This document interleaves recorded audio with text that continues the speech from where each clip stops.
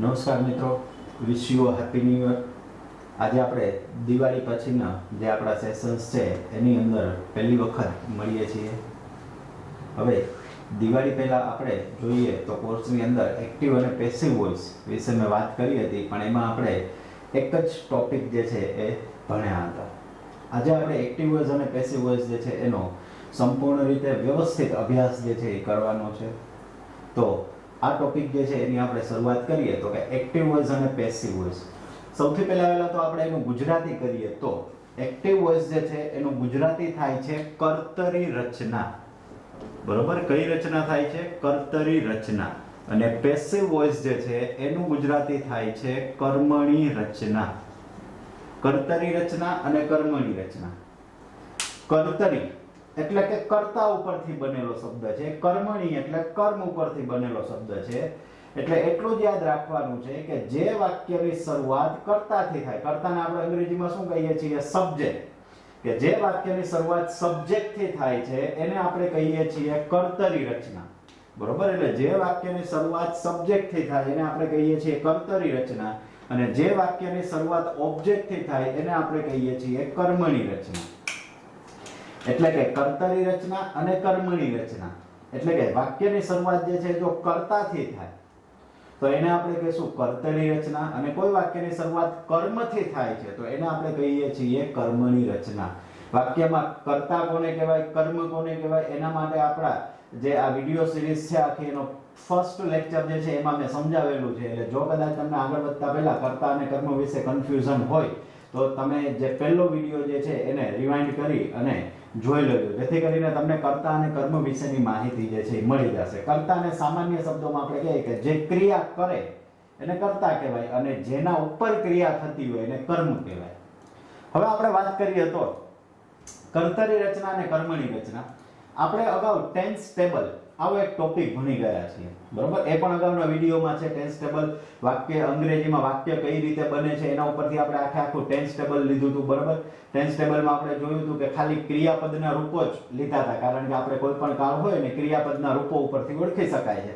તો કયા કાળમાં કયું ક્રિયાપદનું રૂપ આવે છે આપણે જોયું હતું. એટલે આ વિડીયો જે છે આપણે આગળ ભણીએ એક્ટિવ વોઇસ અને પેસિવ વોઇસ એ પહેલા મારી તમને એક એડવાઇસ એ છે કે તમે ટેન્સ ટેબલ જે છે એ ટેન્સ ટેબલનો જે વિડીયો જે છે એ એક વખત ક્લિયર કરી દો, જેથી કરીને ટેન્સ ટેબલ જે છે એમાં તમારે આ એક્ટિવ વોઇસ અને પેસિવ વોઇસ સમજીએ આપણે ત્યારે કોઈ પણ પ્રકારનું કન્ફ્યુઝન જે છે એ તમને રહે નહીં. હવે આપણે વાત કરીએ તો કર્તરી અને કર્મણી રચના. જ્યારે આપણે અગાઉ ટોપિક ભણ્યા હતા ટેન્સ ટેબલ પહેલા અંગ્રેજીની વાક્ય રચનાનો, એમાં મેં તમને એ વખતે કીધું હતું કે અંગ્રેજીમાં બે પ્રકારની વાક્ય રચના હોય છે, એક એક્ટિવ વોઇસ અને બીજી પેસિવ વોઇસ. અને જે આપણે વાક્ય રચના સાબિત કરી હતી એ વાક્ય રચના આપણે સાબિત કરી હતી એક્ટિવ વોઇસની. એક્ટિવ વોઇસની વાક્ય રચના શું સાબિત કરી હતી આપણે? તો કે એક્ટિવ વોઇસની વાક્ય રચના આપણે બનાવી હતી એસ, વી અને ઓ. આ રચના કેવી રીતે બને છે? કારણ કે આપણે અંગ્રેજીની અંદર જે 12 કાળની રચના જોઈ હતી તો એ 12 કાળની રચના જે છે એ સેમ જ છે. કર્તા, કર્મ, કર્તા, ક્રિયાપદ અને કર્મ. એસ, વી, ઓ અંગ્રેજીની વાત કરું છું. અને એ વખતે મેં તમને એવું પણ કીધું હતું કે તમારે હાલ પૂરતું યાદ રાખી લેવાનું છે ઓ, વી બાય પ્લસ એસ. આ રચના શેની છે? પેસિવની છે. શેની રચના છે? પેસિવની. હવે મેં તમને હમણાં ટોપિકની શરૂઆતમાં જ કીધું કે જે વાક્યની શરૂઆત કર્તાથી થાય, જો અહીંયા વાક્યની શરૂઆત એસ થી થઈ છે તો એને કેવું કીધું? કર્તરી રચના, એક્ટિવ વોઇસ. જેની શરૂઆત કર્મથી થાય એને પેસિવ કહેવાય. તો અહીંયા આપણે શરૂઆત ક્યાંથી થાય છે? ઓબ્જેક્ટથી. એસવીઓ રચના કઈ રીતે આવી એ આપણે અગાઉ સમજી ગયા હતા. જો કદાચ ને તમારે જોવું હોય તો ફરી પાછો વિડીયો જે છે લિંક ઓલરેડી તમારી પાસે છે, આપણે વિડીયો અપલોડ કરેલા છે. તો વિડીયો તમે જોઈ શકો છો કે એસવીઓ રચના કઈ રીતે બની. અને એ જ વિડીયોની અંદર મેં તમને એવું પણ કીધું હતું કે આપણે પેસિવ વોઇસની રચના કઈ રીતે બનશે, જ્યારે પેસિવ વોઇસનો ટોપિક જોશું ત્યારે આપણે ચર્ચા કરશું. તો હવે આપણે એના માટેના એક્ઝામ્પલ્સ જે છે એ જોઈએ. દાખલા તરીકે એક્ઝામ્પલ જે છે હું એક લખું, ગુજરાતીમાં લખું સૌથી પહેલા એક એક્ઝામ્પલ, પછી આપણે એનું અંગ્રેજી કરીએ.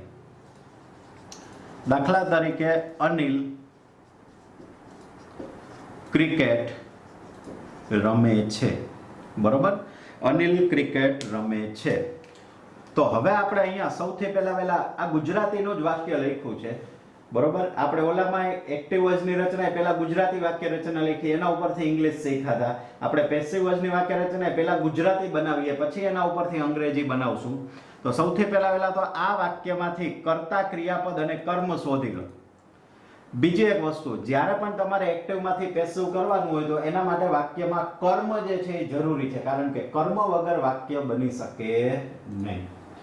કર્મ ન હોય તો એ વાક્યની અંદર કોઈ દિવસ એનું પેસિવ હોય શક્ય જ નથી. હવે સૌથી પહેલા આવું વાક્ય આવે એટલે પહેલું જ શબ્દ શોધવાનો ક્રિયાપદ.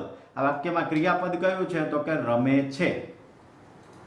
ચલો હવે આ ક્રિયાપદ ઉપરથી આપણે શોધવાનું છે કર્તા અને કર્મ. કઈ રીતે કર્તા અને કર્મ શોધાય છે એ આપણને ઓલરેડી ખ્યાલ જ છે, છતાં એક વખત રિવાઇન્ડ કરીએ. અને આ પેટર્નની કે આ શબ્દની તમારે આ ચેપ્ટરની અંદર વારંવાર જરૂર પડશે. કર્તા શોધવો હોય તો શેના વડે પ્રશ્ન પૂછવાનો છે? કોણ વડે. શેના વડે પ્રશ્ન પૂછવાનો? કોણ. અને કર્મ શોધવો હોય તો શેના વડે પ્રશ્ન પૂછવાનો છે? શું અથવા કોને. પહેલા શુંથી પ્રશ્ન પૂછવાનો, એનાથી જવાબ ન મળે તો કોનેથી પ્રશ્ન પૂછવાનો, અને એનાથી જવાબ ન મળે સમજવાનું વાક્યમાં કર્મ નથી. ચલો રમે છે, આપણે કર્તા શોધવો છે. કોણ રમે છે તો કે અનિલ. કોણ વડે પ્રશ્ન પૂછવાથી શું મળે છે? સબ્જેક્ટ. તો આપણે અહીંયા લખશું સબ્જેક્ટ. એવી જ રીતે શું રમે છે?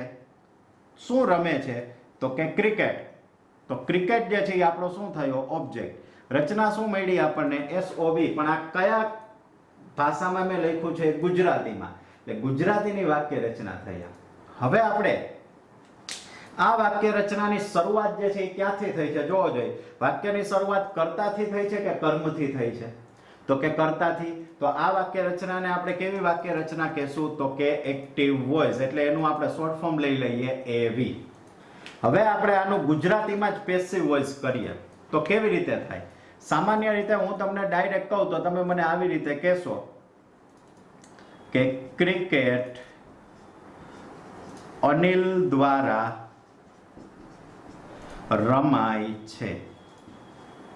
બરોબર, તમે મને આ રીતે કહેશો કે ક્રિકેટ અનિલ દ્વારા રમાય છે, અનિલ વડે રમાય છે, અનિલ થી રમાય છે, આવા અલગ અલગ શબ્દો આવે. હવે તમને ખ્યાલ જ છે, ઉપર આપણે કર્તા કર્મને ક્રિયાપદ શોધી લીધા છે એટલે એટલી ખબર પડી ગઈ કે રમાય છે એ શું થઈ જશે તો કે ક્રિયાપદ. હવે ક્રિકેટ જે છે એ શું થઈ જશે? ક્રિકેટ શું હતું તો કે ઓબ્જેક્ટ હતો. અનિલ શું હતો તો કે સબ્જેક્ટ હતો. હવે આપણે એક્ટિવ માંથી પેસિવ, આ પેસિવ ની રચના છે, કારણ કે વાક્યની શરૂઆત જો આપણે ક્યાંથી કરી? પેસિવ થી, કર્મથી કરી. બરોબર, તો હવે આપણે જોઈએ તો સૌથી પહેલા વહેલી વસ્તુ જે છે એ તમે જોવો જોઈએ કે અહીંયા આપણે એક્ટિવ માંથી પેસિવ માં ફેરવીએ છીએ એટલે કોઈ શબ્દનો ઉમેરો કરેલો છે? શબ્દ કોઈ ઉમેરવામાં આવ્યો છે તો કે હા. કયો શબ્દ ઉમેરવામાં આવ્યો છે તો કે સાહેબ આ દ્વારા શબ્દ જે છે એ નતો અને ઉમેરો. દ્વારાને આપણે અંગ્રેજીમાં કહીએ છીએ બાય. દ્વારાને આપણે અંગ્રેજીમાં શું કહેવાય છે? બાય. એકે શબ્દ ઉમેરો, બીજો કઈ શબ્દમાં ઉમેરો નથી થયો. ચલો પહેલો ફેરફાર આ થયો છે. બીજો ફેરફાર શું થયો છે તો કે સાહેબ બીજો ફેરફાર અમને એટલી ખબર પડે છે કે આ કર્તા અહીંયા હતો એ અહીંયા વયો ગયો છે, ક્રિકેટ અહીંયા હતું તે અહીંયા વયો ગયો છે. એટલે હું કદાચ એવું કહી શકું કે જો તમારે એક્ટિવ માંથી પેસિવ કરવું હોય તો એક સામાન્ય રૂલ આપણે શું સમજી શકીએ કે ભાઈ એક્ટિવ માંથી પેસિવ કે પેસિવ માંથી એક્ટિવ કરો તો કર્તા અને કર્મનું સ્થાન ફરી જાય. કર્તા કર્મના સ્થાને અને કર્મ કર્તાના સ્થાને. કહેવાય તો કર્તા જ, ખાલી સ્થાન જ બદલે છે. બરોબર, ખાલી સ્થાન જ બદલાય છે. કહેવાય તો એને કર્તા જ. તો આપણે આમાં જોઈ શકીએ છીએ કે કર્તાનું સ્થાન જે છે એ બદલે છે. કર્તા બદલતો નથી અને કહેવાય તો કર્તા જ, ખાલી એનું સ્થાન બદલે છે. બરોબર, એવી જ રીતે કર્મ જે છે એનું સ્થાન બદલાય છે પણ એને કહેવાય તો કર્મ જ. એટલે કે કર્તા અને કર્મ એકબીજાના સ્થાને વયા જાય છે. બીજી વસ્તુ એક તમને અહીંયા જોવા મળશે, ક્રિયાપદમાં ફેરફાર જોવા મળે છે. શું ફેરફાર જોવા મળે છે? ક્રિયાપદના સ્થાનમાં ફેરફાર નથી થતો. અહીંયા છેલ્લે હતું, અહીંયા છેલ્લે છે. સ્થાનમાં ફેરફાર નથી થતો. ક્રિયાપદના શબ્દમાં ફેરફાર થાય. જો રમે છે એનું શું થઈ ગયું? રમાય છે. એનો મતલબ સાહેબ ક્રિયાપદમાં ફેરફાર થાય છે, સ્થાનનો ફેરફાર નહીં, પરંતુ એ શબ્દ ફરી જાય છે. એટલે એટલી વસ્તુ આપણે ગુજરાતીના આ વાક્ય ઉપરથી એટલી ખબર પડી કે જો એક્ટિવ માંથી પેસિવ કરવું હોય કે પેસિવ માંથી એક્ટિવ કરવું હોય તો સાહેબ સૌથી પહેલા તો કર્તા અને કર્મનું સ્થાન બદલાઈ જાય. કર્તા કર્મના સ્થાને, કર્મ કર્તાના સ્થાને. પણ એ કહેવાય તો એના જ. શબ્દોમાં ક્યાં ફેરફાર થાય છે તો કે સાહેબ અહીંયા કર્તાની બાજુમાં દ્વારાથી કે વડે એવો શબ્દ ઉમેરાય. બીજું શબ્દોમાં ફેરફાર થાય છે, રમે છે અને રમાય છે એમાં ફેરફાર થાય છે. બરોબર, હવે આપણે આ જ શબ્દને આ જ વાક્યને અંગ્રેજીમાં લખીએ તો ઇંગ્લિશની અંદર અનિલ ક્રિકેટ રમે છે એને આપણે શું કહેશું તો કે અનિલ, એનું ઇંગ્લિશ લખવું હોય તો બહુ ઈઝી છે, પ્લેઝ ક્રિકેટ. બરોબર, આવું આપણે લખશું. હવે આપણને ખબર જ છે કે અનિલ જે છે એ વાક્યનો શું છે તો કે સબ્જેક્ટ છે, પ્લેઝ જે છે એ વાક્યનું શું છે વર્બ છે, અને ક્રિકેટ જે છે એ શું છે ઓબ્જેક્ટ. રચના આવી ગઈ અંગ્રેજીની SVO. બરોબર. હવે આનું પેસિવ કરવું હોય તો તમે અહીંયાથી જ કરી શકો છો. કેવી રીતે પેસિવ કરી શકો છો તો કે સૌથી પહેલા તો આપણે પેસિવમાં શું લખવાનું આવે છે તો કે જો અહીંયા તમે ખાલી એક જો તોય તમને આ રચના મુજબ કરો તોય કે કર્તા કર્મના સ્થાને એટલે કે અનિલ જે છે એ ક્યાં વયો જશે અહીંયા, અને ક્રિકેટ જે છે એ ક્યાં આવતું રહેશે અહીંયા આગળ. તો આપણે પહેલા લખીએ તો શું આવશે ક્રિકેટ. બરોબર. અનિલને આપણે જવા દઈએ અહીંયા છેલ્લે. હવે જોવો જોઈએ કર્તા અને કર્મ એકબીજાના સ્થાને બદલી નાખ્યા. હવે શું આવે છે ક્રિયાપદ. ક્રિયાપદનું સ્થાન ફરે છે તો કે ના, તો અહીંયા વચ્ચે હતું તો અહીંયા ક્યાં આવશે વચ્ચે, પણ શબ્દ ફરી જાય છે. અને એ જે શબ્દ ફરે છે આપણે ઓલરેડી ટેન્સ ટેબલમાં કીધેલું છે. દાખલા તરીકે જ્યારે તમે એક્ટિવ વોઇસમાં અહીંયા વાક્ય જે છે એને SKES લાગે છે. બરોબર, SKES લાગે છે. કેમ? કારણ કે અહીંયા અનિલ છે એટલા માટે આપણે SKES અથવા શું આવત મૂળરૂપ આવત. કા મૂળરૂપ આવે ને કાંઈ મૂળરૂપને SKES લાગે છે. અનિલ છે એટલે SKES લાગ્યું. આ એક્ટિવ નું રૂપ છે તો એનું પેસિવ નું રૂપ શું થતું હતું તો કે am, is, are અને V3. આવું આપણે ટેન્સ ટેબલમાં ભણી ગયા હતા. તો આપણને V1 SES આપેલું છે તો એનું પેસિવ કરવું છે તો એનું શું થઈ જાય, શેમાં ફેરવી દેવાનું, am, is, are અને V3. આ am, is, are ત્રણેય નથી લખવાના, જે લાગુ પડતું એ લખવાનું છે. ક્રિકેટ છે તો શું લાગુ પડશે is. પછી V3 તો કે પ્લે નું V3 શું થઈ જશે પ્લેડ. બરોબર. હવે શું વધ્યું તો કે એક શબ્દ આપણે અહીંયા ઉમેરવાનો છે દ્વારા, તો બાય શબ્દ ઉમેરવાનો છે તો આપણે અહીંયા શું લખી નાખશું બાય અનિલ. તો આ રીતે થશે. તો જોજો રચના શું બની અહીંયા ઓ, પછી is played શું થઈ જશે વર્બ, પછી અહીંયા બાય અને અનિલ શું હતો વાક્યનો સબ્જેક્ટ. તો રચના આપણને મળી ગઈ OV by plus S. બરોબર. આગળના વિડીયોમાં આપણે જોયું હતું ટેન્સ ટેબલ પહેલા જે સિન્ટેક્સ ભણ્યા એમાં આપણે જોયું હતું કે SVO રચના કઈ રીતે આવે છે એ જોયું હતું. OV by plus S કઈ રીતે આવે છે મેં તમને ખાલી યાદ રાખવાનું કીધું હતું, પણ આજે આપણે સમજ્યા કે OV by plus S રચના કઈ રીતે આવે છે. એટલે એટલી વસ્તુ જે છે એ તમારે ખાસ ધ્યાનમાં રાખવાની છે કે એક્ટિવ વોઇસ અને પેસિવ વોઇસ જ્યારે પણ આપણે ભણીએ તો આ રચના ખાસ આવડતી હોવી જોઈએ. 2 થી 3 રૂલ તમને આવડી જાય એટલે એક્ટિવ પેસિવમાં કાંઈ વાંધો ન આવે. એક તમને આવડવું જોઈએ ટેન્સ ટેબલ, બીજું કર્તા અને કર્મ શોધતા આવડવા જોઈએ. બસ પછી તો આ રચના મુજબ સેટ જ કરવાનું છે, બીજું કંઈ નથી કરવાનું. બરોબર. એટલે હવે આપણે આગળનો જે ટોપિક આવે છે એ કયો આવે છે તો કે ટેન્સ ટેબલ મુજબ અથવા તો એક્ટિવ વોઇસ અને પેસિવ વોઇસ જે છે એને આપણે કઈ રીતે અભ્યાસ જે છે એ કરવાનો છે. તો એના વિશે આપણે આગળ વધીએ. તો સામાન્ય રીતે અત્યાર સુધી તમે કેવી રીતે ભણતા આવ્યા છો તો કે એક્ટિવ વોઇસ અને પેસિવ વોઇસને તમે કાળ મુજબ ભણેલા હશો. કાળ મુજબ એટલે કેવી રીતે, તો કોઈ પણ ટીચર હશે એને તમને શીખડાવેલું હશે કે સાદા વર્તમાન કાળ એનું એક્ટિવ ને પેસિવ આ રીતે થાય, સાદા ભૂતકાળનું એક્ટિવ માંથી પેસિવ આ રીતે થાય. આપણે છે ને એ બધાના રૂલ અલગ અલગ ભણવા કે સાદા વર્તમાનનું આ રીતે થાય, સાદા ભૂતકાળનું આ રીતે થાય, એના કરતા આપણે એક કોમન રૂલ જે છે એ બનાવી દઈએ. બરોબર. હું તમને સજેસ્ટ કરીશ કે જે કોઈ પણ આ વિડીયોમાં હું બોર્ડ ઉપર બોર્ડ વર્ક કરું છું એ તમે સ્ટોપ કરી અને સાથે તમારી બુકમાં જે છે એ પણ એને લખતા જાઓ. એટલે જેથી કરીને જ્યારે પણ તમારે રિફર કરવું હોય તો તમે બુકમાંથી રિફર કરવું પડે. કદાચ ને ઇન્ટરનેટ સોર્सेस અવેલેબલ ના હોય આપણી પાસે તો એટ એ ટાઈમ આપણે બુકમાંથી જોઈ અને એક્સરસાઇઝ કે કોઈ પણ કન્સેપ્ટ જે છે એને સમજી શકીએ. તો હવે આપણે ટોપિક જે લેવાનો છે એ કયો ટોપિક છે તો કે ચેન્જ ઓફ વોઇસીસ, એટલે કે એક્ટિવ માંથી પેસિવ અને પેસિવ માંથી એક્ટિવ કરવા માટેના નિયમો. બરોબર. આગળ હું કદાચ એડ કરવું હોય તો અહીંયા કરી દઉં કે rules four change of voices. કે એક્ટિવ માંથી પેસિવ ને પેસિવ માંથી એક્ટિવ કરવું હોય તો એના માટેના રૂલ્સ એન્ડ રેગ્યુલેશન શું છે, નિયમો શું છે. તો આ બધા નિયમો છે ને કાળ વાઇઝ ભણું અને હું તમને શીખવાડું એના કરતા બધા કાળનો કોમન જ નિયમ કાઢી લઈએ તો ભણવાની સરળતા રહે ને. બરોબર. કોઈ પણ કાળનું એક્ટિવમાંથી પેસિવ કરવું હોય તો આ રીતે થાય.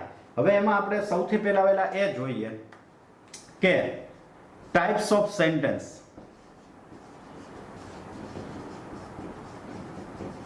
એટલે કે વાક્યના પ્રકાર, કે એક્ટિવ વોઇસ અને પેસિવ વોઇસમાં સામાન્ય રીતે કેવા કેવા વાક્યો આપણે જોવાના આવતા હોય છે. તો કે સૌથી પહેલા વાક્યો આવશે સાદા વાક્યો. સાદા વાક્યોમાં તો કે હકાર અને નકાર. પછી આવે છે પ્રશ્નાર્થ વાક્ય. પ્રશ્નાર્થ વાક્યમાં તો કે સાદા WH, બરોબર, અને WH ની અંદર જ એક અલગથી આવે છે who વાળા વાક્યો. ત્યાર પછી ત્રીજો જે પ્રકાર આવે છે એ છે by પ્લસ s વગરના વાક્યો. by પ્લસ s વગરના વાક્યો, પણ આમાં ખાસ કરીને એક જ પેટર્ન આવે છે પેસિવ ટુ એક્ટિવ. આમાં આપણે એક્ટિવ નું પેસિવ એ થાય ને પેસિવ નું એક્ટિવ એ થાય. અહીંયા એક્ટિવ નું પેસિવ થાય ને પેસિવ નું એક્ટિવ થાય, પણ અહીંયા પેસિવ ટુ એક્ટિવ જ થશે. કેમ એ આપણે જ્યારે વાક્યનો પ્રકાર આવશે ત્યારે જોશું. અને ચોથા જે પ્રકાર આવે છે એ છે આજ્ઞાર્થ વાક્ય. આજ્ઞાર્થ વાક્યનું એક્ટિવમાંથી પેસિવ. પણ એક્ઝામની અંદર મિત્રો આપણે જોઈએ ને તો વધારે પડતા કયા વાક્યો તમને પૂછાય છે? તો કે સાદા વાક્યો જે છે ને વધારે પડતા પૂછાય છે, અને પ્રશ્નાર્થમાં સાદા પ્રશ્નાર્થ વધારે પડતા પૂછાય છે. પણ વધારે પડતા તો અત્યાર સુધીના કદાચ તમે જૂના પેપર્સ જોશો તો એની અંદર તમને આ સાદા વાક્યો જકાર અને નકારના વધારે પડતા પૂછાતા હોય છે.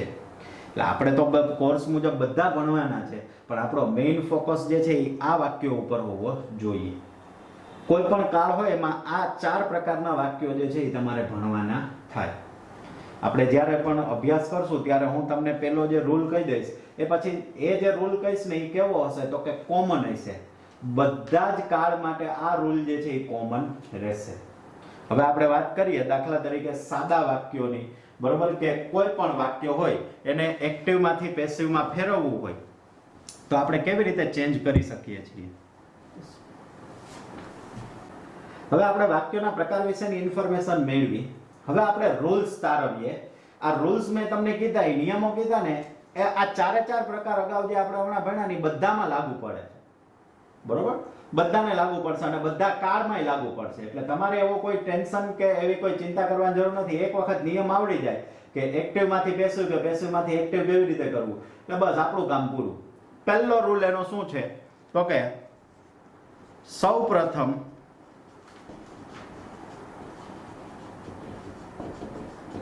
આપેલા વાક્યમાંથી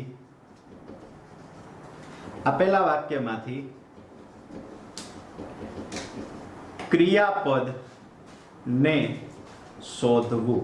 આ હું એક ક્રિયાપદ શબ્દને હાઇલાઇટ કરી દઉં એટલે આપણને ખ્યાલ રહે કે સૌથી પહેલા શું કરવાનું છે. તો કે સૌપ્રથમ આપેલા વાક્યમાંથી ક્રિયાપદને શોધવું. બરોબર, પહેલું જ કાર્ય એ કરવાનું છે કે ક્રિયાપદને આપણે શોધી લેવાનું છે, અને ત્યારબાદ ક્રિયાપદ ઉપરથી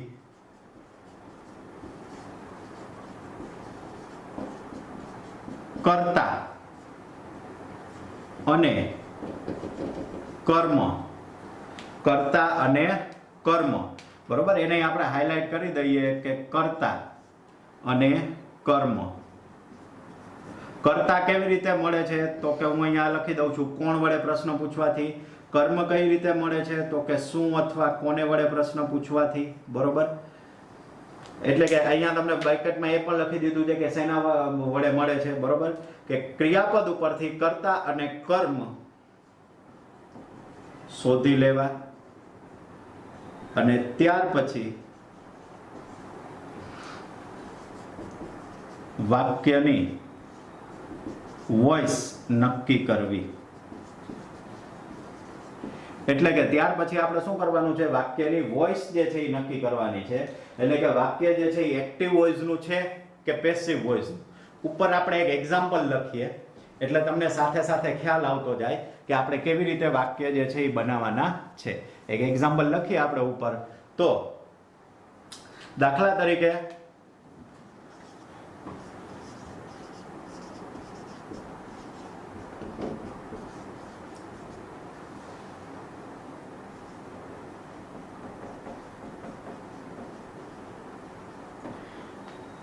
Rahul will eat an ice cream, આવું વાક્ય આપણને આપવામાં આવેલું છે.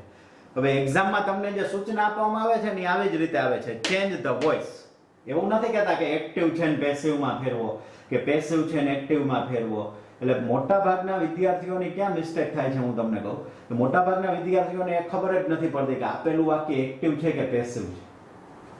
હવે તમને ખબર હોય તો તમે બીજામાં ફેરવો ને કે આ એક્ટિવ છે ને આને પેસિવ કરવાનું છે કે આ પેસિવ છે ને એક્ટિવ કરવાનું છે. એક્ઝામમાં તો સૂચના એટલી જ આપશે, ચેન્જ ધ વોઇસ. એમ નહીં કે આ એક્ટિવ છે પેસિવમાં ફેરવો, પેસિવ છે કે એક્ટિવમાં ફેરવો. એટલે આપણી પહેલી જ ડ્યુટી શું બને છે કે આપેલું વાક્ય એક્ટિવ છે કે પેસિવ એ જાણવાની આપણી ફરજ છે. બરોબર. અને બીજું કે અંદર આપેલા દરેકે દરેક શબ્દો જે છે એને ઓળખી લેવા કે કયો શબ્દ કયો ભાગ છે. તો હવે આપણે અહીંયા જોઈએ તો આ વાક્ય ઉપર આપણે પહેલો રૂલ એપ્લાય કરીએ તો શું કહે છે કે સૌપ્રથમ આપેલા વાક્યમાંથી ક્રિયાપદને શોધવું. કોને શોધી લેવાનું છે? ક્રિયાપદને. તો આ વાક્યમાંથી ક્રિયાપદ કયું છે? તો મોટા ભાગના વિદ્યાર્થીઓ જે છે ને એ શેના ઉપર ફોકસ કરશે ખબર? ઈટ ઉપર. સાહેબ ઈટ આપેલું છે, પણ મિત્રો ઈટ જે છે એ તો મેઇન વર્બ છે. ક્રિયાપદ બે પ્રકારના હશે કાળમાં. એક હશે હેલ્પિંગ વર્બ, એટલે કે am is are, was were, have has had, do does did, બરોબર, shall will, shall should, will would, can could, may might, must, આવા બધા હેલ્પિંગ વર્બ્સ હશે. અને બીજા હશે મેઇન વર્બ. અહીંયા તમે ઈટ જે છે એ મેઇન વર્બ છે. મેઇન વર્બ કોને કહેવાય? તો કે જે કાંઈ ક્રિયા દર્શાવતું હોય એને. તો હવે આપણે જોઈએ તો ઈટ જે છે એ મેઇન વર્બ છે. વિલ જે છે એ કેવું છે? તો કે હેલ્પિંગ વર્બ છે. એટલે હવે હું એમ કહું કે તમારે ક્રિયાપદને શોધવાનું છે. એટલે ક્રિયાપદ દ્વારા તમારે સમજી લેવાનું છે કે ક્રિયાપદ એટલે હેલ્પિંગ વર્બ એ ખરી અને મેઇન વર્બ પણ ખરી. હેલ્પિંગ વર્બ એ શોધવાનું, મેઇન વર્બ એ. તો અહીંયા હેલ્પિંગ વર્બ ને મેઇન વર્બ શું છે? તો કે વિલ ઇટ. કયો શબ્દ આવે છે? તો કે વિલ ઇટ. બરોબર. એ આખો શબ્દ કેવો છે? તો કે એ શબ્દ આપણને આપવામાં આવેલો છે એ છે મે વિલ ઇટ. વિલ ઇટ શું થઈ જશે? તો કે વિલ ઇટ જે છે એ થઈ જશે વર્બ. ત્યારબાદ હવે ક્રિયાપદ શોધી લીધું. ચલો ત્યારબાદ ક્રિયાપદ ઉપરથી કર્તા, ક્રિયાપદ ઉપરથી કર્તા અને કર્મને શોધી લેવા. હવે ક્રિયાપદ ઉપરથી કર્તા અને કર્મ. તો ક્રિયાપદને તમે કર્તા શોધવો હોય તો શેના વડે પ્રશ્ન પૂછવાનો છે? કોણ વડે. તો હાલો પ્રશ્ન પૂછો. વિલ ઇટ એટલે ખાશે કે ખાવું, બરોબર. કોણ ખાશે? તો કે રાહુલ. તો રાહુલ શું થઈ જશે? સબ્જેક્ટ. ચલો એટલી ખબર પડી ગઈ. હવે શું શોધવાનું છે? કર્મ. તો કર્મ કઈ રીતે મળે છે? શું અથવા કોને વડે પ્રશ્ન પૂછવાની? પહેલા શું થી પૂછવાનો, પછી કોનેથી પૂછવાનો. શું ખાય છે? તો કે આઈસ્ક્રીમ. હવે આઈસ્ક્રીમ પહેલા એક શબ્દ રહી ગયો છે તો એને ભેગો જ ગણી લેવાનો. એન આઈસ્ક્રીમ એ શું થઈ જશે? ઓબ્જેક્ટ. તો હવે એનો મતલબ કે આપણને આ વાક્યની રચના શું મળી છે? એસ વી ઓ. એનો મતલબ આ વાક્ય કેવું થયું? એક્ટિવ. અને આમ તમને ડાયરેક્ટ સબ્જેક્ટ ગો તો એ ઉપરથી ખબર પડી જાય કે વાક્યની શરૂઆત સબ્જેક્ટ થી થઈ છે એટલે આ વાક્ય કઈ વોઇસ નું થશે? તો કે એક્ટિવ વોઇસ નું. તો હવે તમારે એનો આન્સર કઈ વોઇસમાં આપવાનો હોય? પેસિવ વોઇસમાં. શેમાં આન્સર આપવાનો હોય? પેસિવ વોઇસમાં. એટલે જો આપણે આ રૂલ મુજબ કાર્ય કરતા ગયા કે સૌપ્રથમ આપેલા વાક્યમાંથી ક્રિયાપદને શોધવું. ક્રિયાપદ શોધી લીધું. બીજું તો કે ત્યારબાદ ક્રિયાપદ ઉપરથી કર્તા. તો આપણે કર્તા શોધી લીધો. પછી તો કે કર્મ શોધી લીધો. અને ત્યારબાદ વાક્યની વોઇસ જે છે એ નક્કી કરવી, એક્ટિવ છે કે પેસિવ. તો આપણને એ ખબર પડી ગઈ કે એસવીઓ રચના છે એટલે વાક્યની વોઇસ કઈ થાય? એક્ટિવ. તો હવે આપણે એનો આન્સર જે છે એ શેમાં આપવાનો હોય? પેસિવમાં આપવાનો હોય. તો હવે એના માટે આપણે બીજો નિયમ જે છે એ કરશું. તો કે બીજો નિયમ શું આવે છે? તો કે ત્યારબાદ ક્રિયાપદ ઉપરથી વાક્યનો કાળ નક્કી કરવો. ક્રિયાપદ ઉપરથી શું નક્કી કરી લેવાનું છે? હવે વાક્યનો કાળ, કે વાક્ય કયા કાળનું છે. તો આપેલા વાક્યનો. ત્યારબાદ આપેલા વાક્યમાં ક્રિયાપદ ઉપરથી વાક્યનો કાળ જે છે એ નક્કી કરી લેવાનો. તો અહીંયા વિલ ઇટ. વિલ ઇટ એટલે તો કે વિલ અને V1 આપેલું છે. વિલ અને V1. વિલ અને V1 કયા કાળમાં આવે છે? તો કે સાદો ભવિષ્ય કાળ. તો હવે આપણને બધી ઇન્ફોર્મેશન મળી ગઈ કે નહીં, કે વાક્ય સાદા ભવિષ્યકાળનું છે, વાક્યમાં કર્તા કોણ છે, ક્રિયાપદ કોણ છે, કર્મ કોણ છે, બધી ઇન્ફોર્મેશન મળી ગઈ. તો હવે માત્ર ને માત્ર આપણે શું કરવાનું છે, એને પેસિવમાં ટ્રાન્સફર કરવાનું છે. તો પેસિવની રચના શું થાય છે, તો કે પેસિવની રચના હું પહેલા અહીંયા લખી નાખું, ઓ વી બાય પ્લસ એસ, આ પેસિવની રચના છે. બરોબર. તો હવે આપણે શું કરવાનું છે, બસ આ પેસિવની રચના છે. તો હવે આના મુજબ વાક્ય જે છે એ બદલાવતા જાવ. તો ત્રીજો નિયમ કે ઉપરની બધી માહિતી મેળવ્યા બાદ જો વાક્ય એક્ટિવમાં હોય તો પેસિવમાં, તેમજ પેસિવમાં હોય તો એક્ટિવમાં તેની રચના મુજબ ફેરવવું. બરોબર. તેની રચના મુજબ ફેરવી દેવાનું. તો કે આ વાક્ય એક્ટિવમાં છે તો શેમાં ફેરવશું આપણે, પેસિવમાં. માની લો આપણને ખબર એવી પડે કે આ વાક્ય પેસિવનું છે તો શેમાં ફેરવવાનું થાય, એક્ટિવમાં. હવે એની રચના તો ખબર જ છે આપણને, આની રચના SVO છે તો પેસિવની રચના આપણે અહીંયા લખી કે OV બાય પ્લસ S. તો હવે બસ કાંઈ નથી કરવાનું, લખતા જાવ, મૂકતા જાવ. તો સૌથી પહેલા રચના મુજબ કયો ભાગ આવે છે, O. તો ઉપરના વાક્યમાં O શું છે, તો કે એન આઈસ્ક્રીમ. તો લખી નાખો પહેલા અહીંયા, એન આઈસ્ક્રીમ. બરોબર. ઓબ્જેક્ટ થઈ ગયો આ શબ્દ, ઓબ્જેક્ટ. ઓબ્જેક્ટ. હવે શું આવે છે, તો કે વર્બ આવે છે.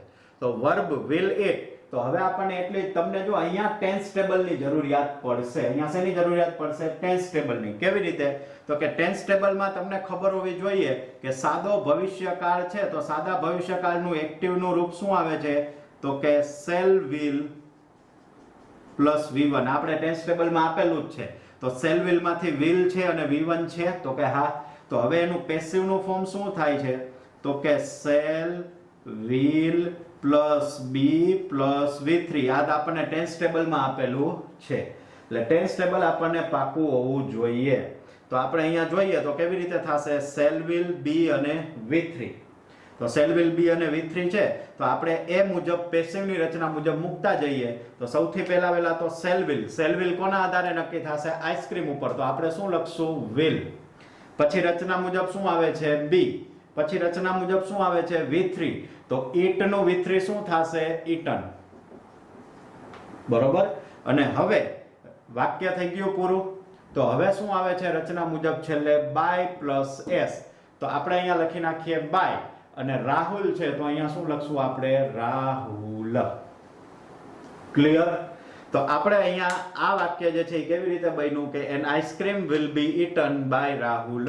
થઈ ગઈ રચના OV અને અહીંયા by પ્લસ S. પેસિવની રચના મળી ગઈ. બરોબર. આ રીતે આખું વાક્ય જે છે એ સામાન્ય રીતે બનતું હોય છે. હવે આપણે ખાસ કરીને આ જે નિયમો ભણી ગયા છે, આ 3 નિયમો તમારે તમારી બુકમાં લખી લેવાના છે. પરંતુ આ 3 નિયમ સિવાય બીજા બે એના ગોલ્ડન રૂલ છે જે આપણને સામાન્ય રીતે હું અહીંયા સાઈડમાં લખું તમને. બરોબર. તો એ નિયમ જે છે એ ખાસ ધ્યાનમાં રાખવાના છે. શું, તો કે સૌથી પહેલા વહેલું છે કે એક્ટિવ માંથી પેસિવ કે પેસિવ માંથી એક્ટિવ. આ બે સાઈડ એરો દોરવું એટલે સમજી લેવાનું કે એક્ટિવ માંથી પેસિવ ને પેસિવ માંથી એક્ટિવ કરતી વખતે વાક્યનો કાળ બદલાતો નથી. એક્ટિવ માંથી પેસિવ કરો કે પેસિવ માંથી એક્ટિવ કરો એટલે વાક્યનો કાળ બદલાય નહીં. આ પહેલો જ રૂલ આપણે યાદ રાખવાનો છે. કારણ કે મેં પેપરમાં જોયું હતું, ઘણા બધા વિદ્યાર્થીઓ આપણે પૂછ્યું હતું કે વાક્યનો કાળ બદલાવી નાખ્યો હતો. પણ એક્ટિવ પેસિવમાં વાક્યનો કાળ બદલે નહીં, ડાયરેક્ટ ઇનડાયરેક્ટમાં ચેન્જ થાય. એક્ટિવ પેસિવમાં નો થાય. આપણને એ નિયમ ડાયરેક્ટ ઇનડાયરેક્ટનો ઘર કરી જાય છે ને એટલે આપણે મિસ્ટેક ક્યાં થાય છે, તો કે અહીંયા થાય છે. ત્યારબાદ બીજો નિયમ છે એ કયો છે, તો કે એક્ટિવ માંથી પેસિવ કે પેસિવ માંથી એક્ટિવ કરતી વખતે વાક્યની રચના બદલાતી નથી. વાક્યની રચના એટલે શું? તો કે જો વાક્ય હકાર હોય તો હકાર જ રહે, નકાર હોય તો નકાર રહે, પ્રશ્નાર્થ હોય તો પ્રશ્નાર્થ જ રહે. પછી આમાં હકાર હોય ને પેસિવમાં નકાર થાય, કે પેસિવમાં નકાર હોય ને એક્ટિવમાં પ્રશ્નાર્થ થઈ જાય, એવું ન હોય. એક્ટિવમાં હકાર તો પેસિવમાં હકાર, એક્ટિવમાં નકાર તો પેસિવમાં નકાર. આપેલું વાક્ય નકાર છે તો પેસિવનું હોય તો એનું એક્ટિવ નકાર જ થાય. બરોબર? આપેલું વાક્ય પેસિવમાં પ્રશ્નાર્થ છે તો એનું એક્ટિવમાં પ્રશ્નાર્થ જ થાય. પછી એવું ન હોય કે વાક્યની રચના બદલાઈ જાય, કે પેસિવમાં પ્રશ્નાર્થ હોય ને એક્ટિવમાં હકાર બને, એવું ન હોય. કે એક્ટિવમાં નકાર હોય ને પેસિવમાં હકાર બની જાય, એવું ન હોય. જે રચના હોય એની જ રાખવાની. એટલે આ બે ગોલ્ડન રૂલ ખાસ યાદ રાખવાના છે. આ આપણે બેસિક નિયમો વિશે ભણ્યા, જે ચારે ચાર પ્રકારના વાક્યોમાં આપણને અનુસરાશે.